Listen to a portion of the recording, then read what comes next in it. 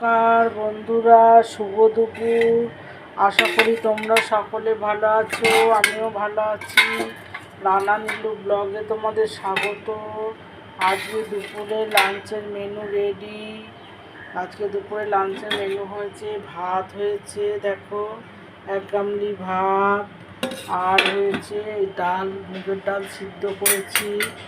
এই যে মুগের ডাল এরম করে সিদ্ধ করেছি পাতলা করে, কাঁচা লঙ্কা, কাঁচা তেল আর নুন দিয়ে।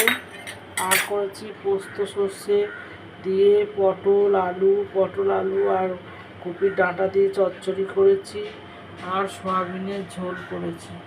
এই আজকে দুপুরে রান্না। যদি তোমাদের ভালো লেগে থাকে তাহলে অবশ্যই তোমরা লাইক কমেন্ট শেয়ার করে দিও। পারলে একটা সাবস্ক্রাইব অবশ্য করো, আমার সাবস্ক্রাইবের জন্য সব কিছু আটকে আছে। একটু দয়া করে একটু সাবস্ক্রাইব করো বন্ধুরা। তারপরে একটু পাঁপড়ও ভেজে নেবো।